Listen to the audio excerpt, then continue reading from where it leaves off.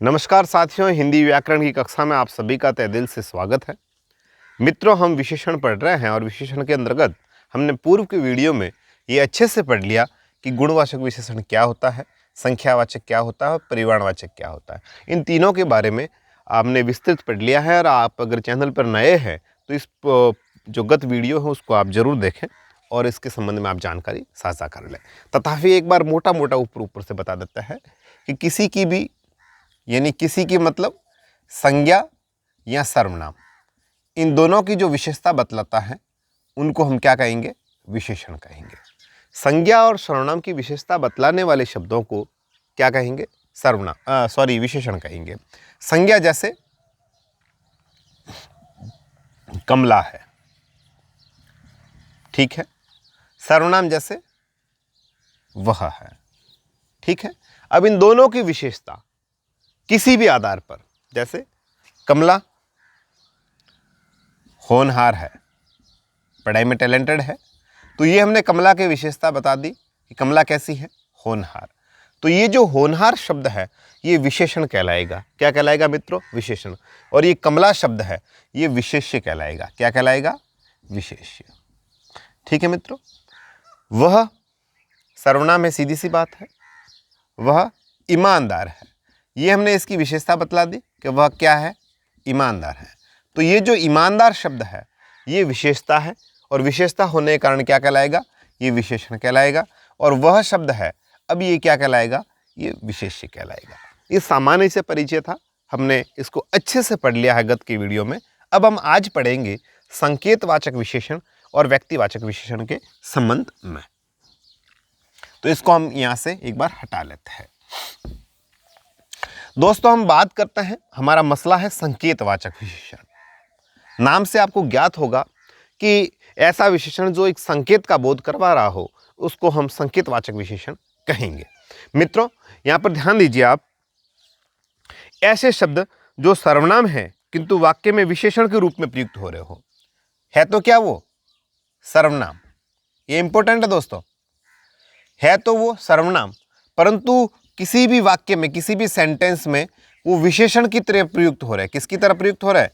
विशेषण की तरह, यानी वो विशेषता को दिखला रहे हैं, तो उसको हम क्या कहेंगे? संकेतवाचक विशेषण कहेंगे। यानी सर्वनाम शब्द से विशेषण किस प्रकार से बन रहा है उसको हम देखते हैं। ऐसे शब्द जो सर्वनाम हैं किंतु वाक्य में विशेषण के रूप में प्रयुक्त हो रहे हैं, अर्थात संज्ञा की विशेषता प्रकट कर रहे हैं, वो संकेतवाचक विशेषण कहलाते हैं। है तो वो सर्वनाम शब्द, वाक्य में विशेषण की तरह प्रयुक्त होकर के किसकी विशेषता बतलाएगा? वो संज्ञा की विशेषता बतलाएगा। ये सर्वनाम की विशेषता नहीं बतलाएगा, क्योंकि ये ऑलरेडी सर्वनाम शब्द है। जैसे एग्जाम्पल देखते हैं, इस गेंद को मत फेंको, इस गेंद को मत फेंको। अब दोस्तों, ये संकेत दे रहा है एक प्रकार से कि मत फेंको। क्या मत फेंको? गेंद। और कौन सी गेंद को? इस गेंद को मत फेंको। ये देखो, एक प्रकार से संकेत है, जैसे कोई लड़का खड़ा है और वो कह रहा है दूसरे को कि इस गेंद को मत फेंको। तो यहां पर ये ज्ञात हो रहा है कि ये जो इस शब्द है ये था तो सर्वनाम, परंतु इसने अब विशेषण की तरह प्रयुक्त करके इस गेंद जो संज्ञा है, बोल रहे हैं ना, हमने कहा है ना कि वे सर्वनाम शब्द जो वाक्य में प्रयुक्त होकर के विशेषण की तरह प्रयुक्त होंगे और संज्ञा की विशेषता बतलाएंगे। तो ये सर्वनाम शब्द, ये वाक्य यहाँ विशेषण की तरह प्रयुक्त होकर के इस संज्ञा की विशेषता बतला रहा है कि इस गेंद को मत फेंको। तो इसको, जो इस शब्द है, इसको हम क्या कहेंगे? विशेषण कहेंगे। और कौन सा विशेषण कहेंगे? संकेतवाचक। दोस्तों, एसआई के अंतर्गत ये सबसे फेवरेट टॉपिक है। इस तरह के प्रश्न करते हैं, वो लड़का कंफ्यूज हो जाता है कि यार है या नहीं है, या नहीं है इसमें। एक एग्जांपल और देखते हैं, उस पुस्तक को पढ़ो। दोस्तों, मैं वापस से बता रहा हूं कि ये सर्वनाम शब्द विशेषण की तरह प्रयुक्त होकर के संज्ञा की विशेषता बतलाएंगे। उस पुस्तक को पढ़ो। अब दोस्तों, एक आदमी खड़ा है या एक लड़का खड़ा है और ये संकेत कर रहा है कि उस पुस्तक को पढ़ो। किसको पढ़ो?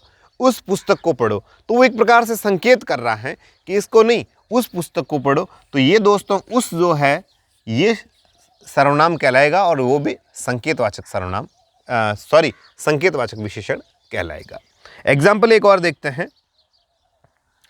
कोई सज्जन आए हैं, कोई सज्जन सतधंजन आए हैं। अब दोस्तों ये जो कोई शब्द है ये सर्वनाम शब्द है, बिल्कुल अनिश्चयवाचक, कोई कुछ, ठीक है। तो कोई सज्जन आए हैं, और सज्जन क्या है? संज्ञा है। कैसी है? जातिवाचक, और इसकी विशेषता बतला रहा है कोई सज्जन आए हैं। तो निम्न में से कौन सा विशेषण है? तो ये संकेतवाचक होगा। गुणवाचक आसान है और संख्या परिमाण भी आसान है। अब इन तीनों में से जो नहीं है और डिफरेंट है तो फिर वो कौन सा है? संकेतवाचक होगा, सीधी सी बात है।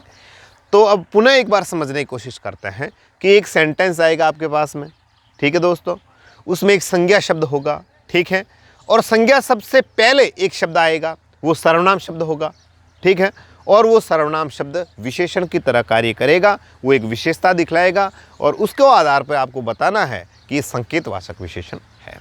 देखो, इस गेंद को मत फेंको, उस पुस्तक को पढ़ो, कोई सज्जन आए हैं, उस लड़के को खड़ा करो, उस लड़के को बुलाओ। किसको? उस लड़के को बुलाओ। अब दोस्तों एक आदमी कह रहा है कि उस लड़के को बुलाओ। किसको? जो खड़ा है, उस लड़के को बुलाओ, ठीक है।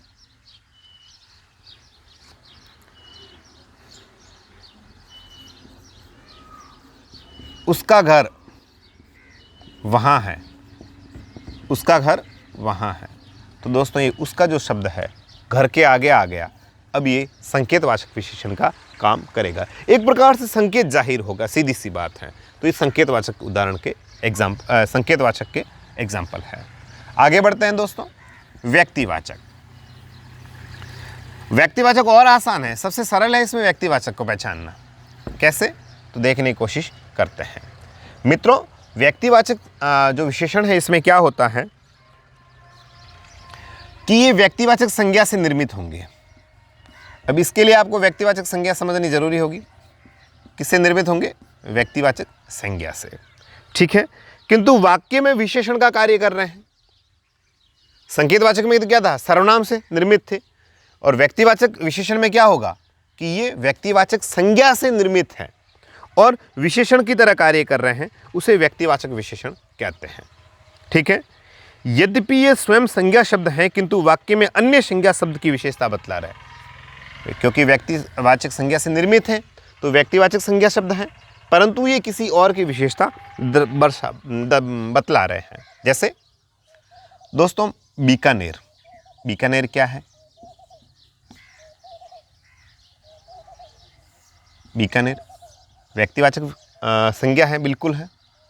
यहाँ पे अपन लिख लेते हैं, व्यक्तिवाचक संज्ञा है या नहीं? बीकानेर बिल्कुल है। अब इसमें प्रत्यय लग जाएगा और एक नया शब्द बनेगा। शब्द क्या बन गया? बीकानेरी। क्या बन गया? बीकानेरी। अब ये नया शब्द बन गया। अब ये शब्द संज्ञा के साथ में जुड़ेगा और ये विशेषण की तरह काम करेगा। अब विशेषण मैं बताता हूं कैसे काम करेगा। बीकानेरी भुजिया। बीकानेरी भुजिया उस जगह की पहचान बता रहा है ये कि ये बीकानेरी भुजिया है। कौन सी जगह का है? ये बीकानेर का है और ये बीकानेरी भुजिया है। केवल बीकानेर भुजिया आ गया, बीकानेर भुजिया। दोस्तों उसमें व्यक्तिवाचक विशेषण नहीं है, आपको कंफ्यूज करने के लिए करे, पर उसमें प्रत्यय लगने के बाद में, परिवर्तन होने के बाद में अगर आ जाए बीकानेरी भुजिया तो 100% उसमें व्यक्तिवाचक विशेषण है, क्योंकि उस स्थान की विशेषता को दर्शा रहा है। केवल बीकानेरी आए तो भी नहीं होगा, क्योंकि साथ में संज्ञा कौन सी है? संज्ञा की विशेषता बतलानी है ना भाई। चेंज होकर के ये शब्द बन गया, बीकानेरी बन गया, पर आगे और क्या कह रहे हैं हम कि उस संज्ञा को भी दर्शाना है। तो देखो आगे लगा हुआ भुजिया, तो ये भुजिया को भी दर्शा रहा है, तो यहाँ पर बीकानेरी भुजिया है। 100% इसमें व्यक्तिवाचक विशेषण है। दोस्तों एक शब्द है बनारस। खाई के पान बनारस वाला, बिल्कुल, और बनारस में प्रत्यय लगा दिया, क्या बन गया? बनारसी। और अब ये बन गया बनारसी साड़ी। बनारसी साड़ी। दोस्तों इसमें व्यक्तिवाचक विशेषण हो जाएगा। केवल बनारस साड़ी होता तो नहीं होता। बनारस का पान अगर ऐसा आ गया, निम्न में से व्यक्तिवाचक विशेषण है, बनारस का पान, दोस्तों उसमें नहीं होगा। बनारसी पान आ गया तो 100% होगा, क्योंकि कारक प्रयोग नहीं करना है, प्रत्यय का प्रयोग होना जरूरी है। कारक में तो लग गया, बनारस का पान, का लगा दिया, संबंध कारक लगा दिया, पर कारक नहीं लगाना, यहाँ पे प्रत्यय का प्रयोग होना चाहिए। तो देख लो, प्रत्यय का प्रयोग हो गया, बनारसी बन गया और नया शब्द बन गया बनारसी साड़ी। तो इसमें विशेषण है, इसमें विशेषण नहीं है, बनारसी में विशेषण नहीं है, क्योंकि संज्ञा भी तो आगे दर्शानी है ना, तो साड़ी संज्ञा हो गई। जैसे एक शब्द है नागौर, बिल्कुल नागौर एक जगह है और व्यक्तिवाचक विशेषण है, और नागौर से शब्द बन गया नागौरी, और नागौरी से आगे बन गया नागौरी बेल। अब दोस्तों ये नागौरी बेल एक विशेषता दर्शा रहे हैं, एक जगह की, एक स्थान की, इसलिए यहाँ पर व्यक्तिवाचक विशेषण हो गया नागौरी बेल। ठीक है। जैसे एक शब्द है राजस्थानी साफा, राजस्थान साफा हो गया, राजस्थान का साफा तो नहीं, राजस्थानी साफा 100% क्या है, व्यक्तिवाचक विशेषण। जैसे एक शब्द आ गया जयपुरी रजाई, पाव रजाई होती है, पाव ऊन आती है इसमें, तो इसमें 100% क्या है दोस्तों, जयपुरी रजाई व्यक्तिवाचक विशेषण। जैसे एक शब्द है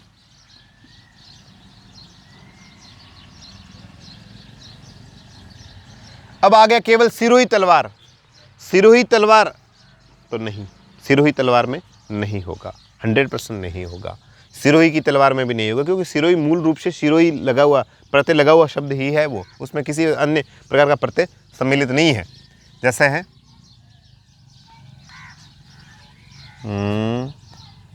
हिंदुस्तानी, हिंदुस्तानी लिखने में त्रुटि हो रही है मित्रों, हिंदुस्तानी पोशाक या हिंदुस्तानी संस्कृति। अब ये दोस्तों उस स्थान को दर्शा रहा है, इसलिए इसमें क्या हो जाएगा, हिंदुस्तानी संस्कृति में व्यक्तिवाचक विशेषण हो जाएगा। पुनः समझने की कोशिश कीजिए कि व्यक्तिवाचक विशेषण में क्या होता है, किसी भी व्यक्तिवाचक संज्ञा शब्द आता है, आ गया, उसमें प्रत्यय जुड़ता है और एक बदलाव होता है, हो गया बीकानेर से बीकानेरी बन गया। अब वो जो शब्द नया बना है, बीकानेरी बना है, ये किसी संज्ञा के आगे लगेगा, ये लग गया भुजिया के आगे। अब ये जो बीकानेरी भुजिया बना शब्द है, ये व्यक्तिवाचक क्या है, व्यक्तिवाचक विशेषण है। केवल बीकानेर, केवल बीकानेरी, तो इसमें व्यक्तिवाचक विशेषण नहीं है, क्योंकि हमारी शर्त व्यक्तिवाचक विशेषण की ये कहती है कि संज्ञा निर्मित शब्द से जो व्यक्तिवाचक संज्ञा स्वयं है और किसी संज्ञा के आगे लग करके विशेषण की तरह प्रयुक्त होंगे, उनको हम व्यक्तिवाचक विशेषण कहेंगे। तो मित्रों हमने अच्छे से पढ़ लिया, बीकानेर से बीकानेरी और बीकानेर से बीकानेरी भुजिया, बनारस से बनारसी और बनारसी से बनारसी साड़ी, नागौर से नागौरी और नागौरी से नागौरी बैल, राजस्थान से राजस्थानी और राजस्थान से राजस्थानी साफा, जयपुर से जयपुरी और जयपुरी से जयपुरी रजाई, हिंदुस्तान से हिंदुस्तानी और हिंदुस्तानी से हिंदुस्तानी संस्कृति, ये सब के सब व्यक्तिवाचक विशेषण के एग्जाम्पल हैं। और इसी के साथ हमारा जो विशेषण टॉपिक है वो यहीं पर समाप्त हो जाता है। मित्रों आपको ये टॉपिक किस प्रकार से लगा, आप कमेंट जरूर कीजिएगा, और आप नए हैं चैनल पे तो मित्रों एक बार सब्सक्राइब जरूर करें, अपने मित्रों तक ये वीडियो साझा जरूर करें, क्योंकि हमारा प्रयास है आप सभी तक बिल्कुल आसानी से जो भी टॉपिक हैं वो आप तक पहुंचाए, ताकि आपको अच्छे से समझ में आ जाए। और बहुत सारे प्रतियोगी साथी हैं मेरे, उनके यकीन करता हूं मैं कि ये वीडियो बहुत काम आएगा। और आज के लिए इतना ही काफ़ी, मिलेंगे एक अगले नए वीडियो के साथ, तब तक मैं भरत कोराना लेता हूँ विदा। शुक्रिया, शब्बा खैर।